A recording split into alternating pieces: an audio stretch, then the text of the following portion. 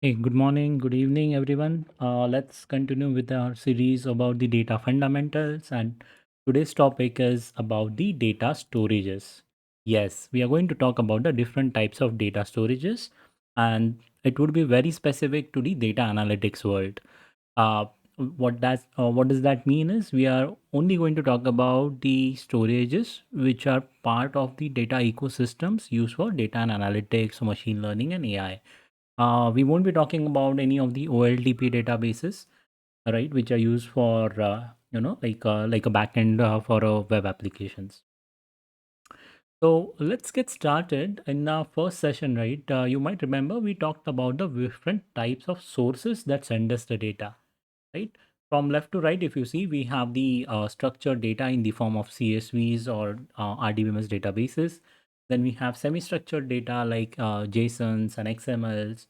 And then we have a lot of unstructured data coming from the social media platforms.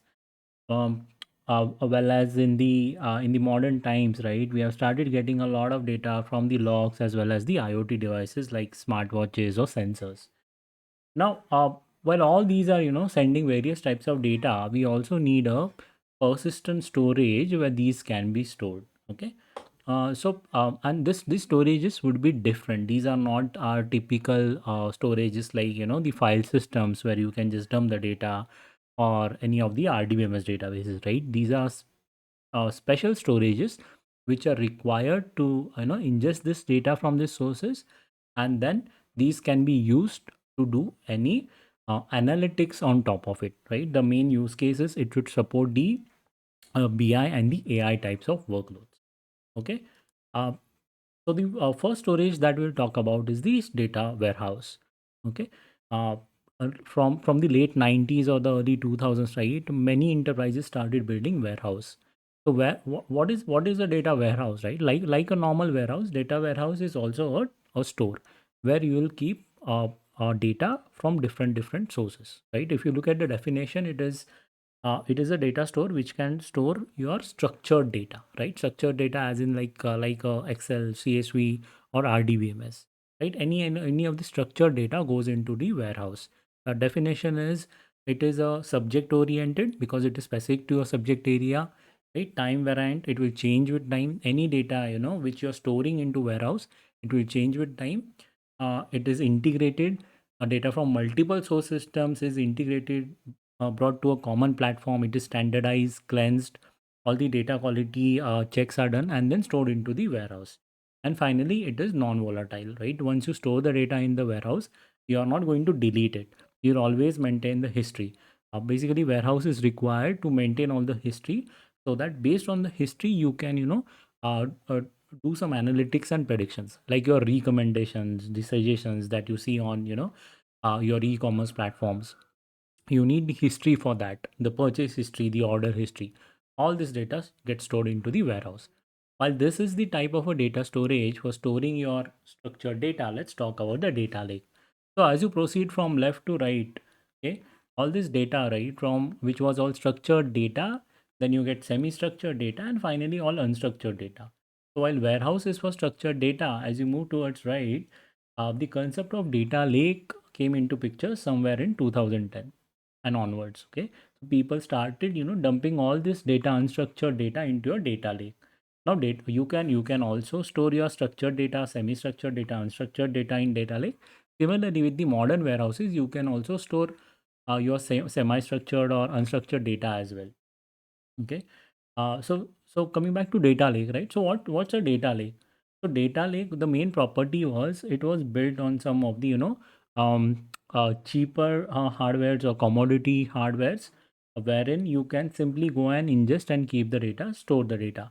They may not be as performant as your warehouses, right? But they offered a very good option for storing the data at a very less cost as compared to warehouse, and that is why data lake started gaining a lot of popularity somewhere in the late 2000s, right? 2008, 9, 10, with the advent of Hadoop, right? Hadoop was the main driver because of which people started using our data lakes. So now if you understand warehouse, it's mainly for your structured data, and data lake is all for your unstructured and other forms of data. What are the use cases? Data warehouse is mainly used for your BI workloads, right? Your dashboarding requirements, MIS requirements, right? So warehouse is for BI and data lake is for your AI, right? AI or ML requirements where you want to have a lot of raw data where the data scientists can come and explore that data, right? So let's look quickly at what are the options. Talking about warehouse, there are main options, the cloud warehouses, the three public clouds, right? Amazon, GCP, and Azure, right? They have these three offerings. So AWS has Redshift, which is a cloud warehouse, which is petabyte scale, has a very good easy integration with AWS services. BigQuery is Google's answer to this, cloud warehousing. It's a completely serverless platform, very popular, which is being used for a lot of analytics use cases. And then there is also by Azure, there is this Synapse warehouse, Synapse Analytics, or it is also known as the SQL DW.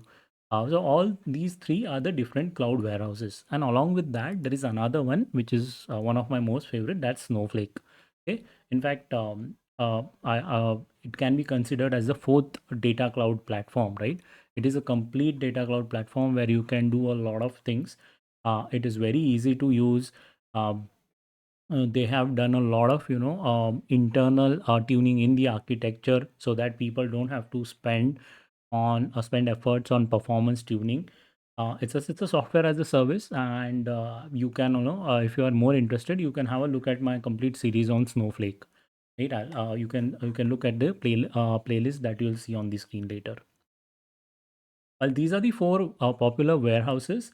Let's talk about the data lake. So, any of the cloud data storages, right? Object storages can be used for data lake. The most popular, obviously, is the AWS S3 buckets. Then there can be Azure blob storage, or even the data lake Gen 2 can be used for this. Google has its own cloud storage.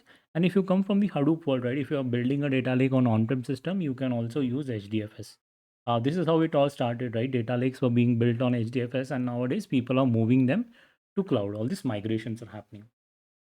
Now, these are the very basic things, but in today's world, right, since we are talking about the data fundamentals in the modern times, we have to talk about something called as the lake house, right? Now, lake house is something which is gaining a lot of popularity. It is trending in 2022. In fact, I have a Medium blog for that. I'll give the link as well. So what's a lake house, right? As you see, it falls in between of warehouse and data lake. So it has best of both the worlds. It will give you the performance, right? The performance that warehouses bring in, and you will have all the features of data lake, wherein you get much cheaper storages, right? You are free to access the storage without having some proprietary compute engines, right? So it brings you the best of both the worlds.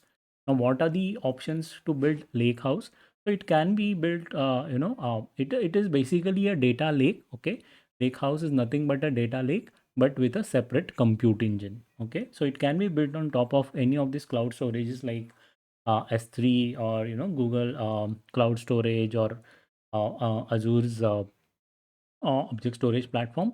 But there are some technologies, like Iceberg, Apache Iceberg, which is used on top of this.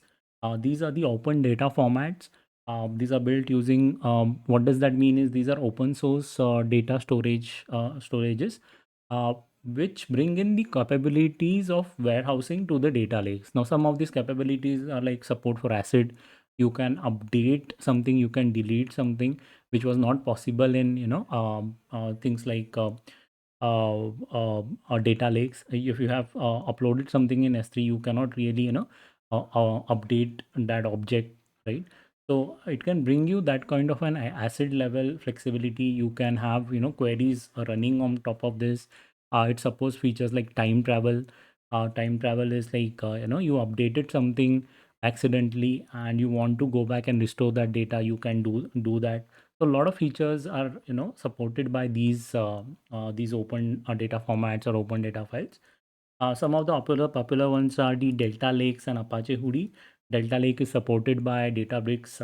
They were the ones who started with this, and I think this it is a now open source project. And Apache Hudi is also very popular. EMR has good integration with Apache Hudi, as well as EMR now has now announced its integration with Iceberg also.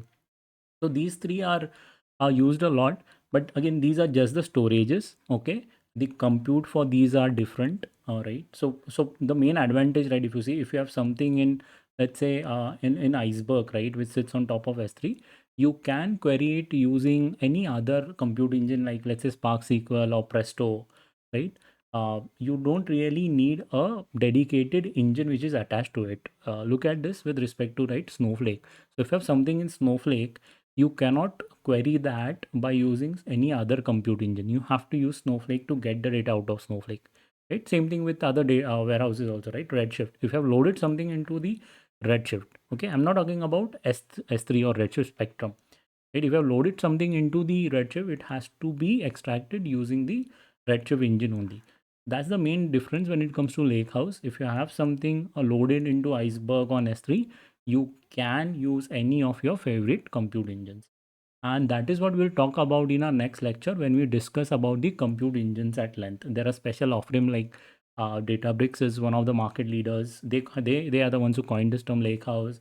There is another engine called Dreamio, which is also being used a lot. So yeah, that's it for this particular session. I mainly wanted to talk about the different types of storages. So remember, to summarize it in 3 points, uh, for all your data that is that you are getting from the structured, semi-structured, unstructured data, uh, you would be using storages like either a data warehouse or a data lake, or the latest one, which is a lake house, to store the data. And then you will have to use some other compute engines to get the data out of this lake house as well. See you in next lecture, and that will be related to compute engine. Thank you.